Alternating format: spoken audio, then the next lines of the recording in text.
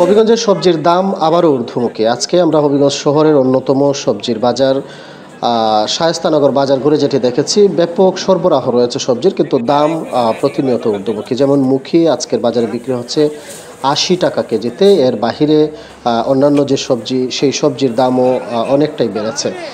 যেমন ঝিঙ্গা যেটি বিক্রি হচ্ছে আজকে ৭০ টাকা কেজি দরে। অন্যদিকে যেটি জালি যেটি রয়েছে, সেই জালিও কিন্তু ৬০ থেকে ৮০ টাকা পিস আকার বেঁধে বিক্রি হচ্ছে। লাউ কিন্তু একইভাবে ৭০ থেকে ৮০ টাকা পিস আকার বেঁধে বিক্রি হচ্ছে। পেঁপে মূলত বিক্রি হচ্ছে ৬০ টাকা কেজিতে। অন্যদিকে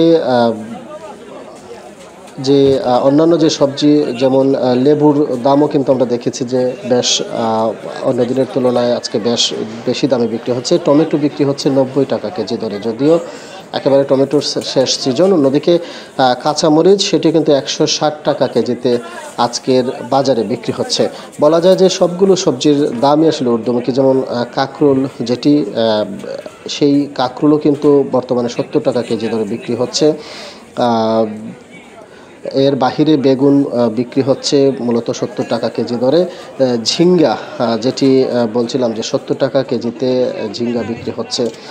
এই যে সবগুলো সবজির দাম আসলে প্রতিনিয়ত বেড়ে চলেছে। এর ফলে সাধারণ যে ক্রেতারা রয়েছেন তারা যেমন হতাশ প্রকাশ করেছেন, অন্যদিকে বিক্রেতারা যেটি বলছেন যে বাজারে সরবরাহ থাকলেও আসলে তাদেরকে বেশি দামে সবজি কিনতে হচ্ছে, ফলে সবজি বিক্রিও করতে হচ্ছে প্রচুর দামে। যেমন শসা যেটি, সেটি কিন্তু ৬০ টাকা কেজি দরে আজকে বিক্রি হচ্ছে। শুধুমাত্র আমরা যেটি দেখেছি যে কচুর যে লতি রয়েছে, সেই লতি আসলে কিছুটা কম, ৭০ টাকা আটি, যেটি খুবই ছোটো আটি, সেটি বিক্রি হচ্ছে।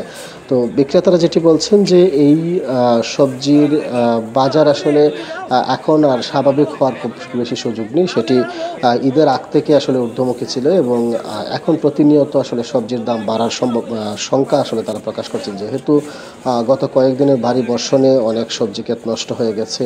একই সাথে যারা নতুন করে উৎপাদন করার কথা ছিল সেটিও আসলে সম্ভব হচ্ছে না। সব মিলিয়ে তারা যেটি বলছেন যে সবজির বাজার আরও ঊর্ধ্বমুখী হবে।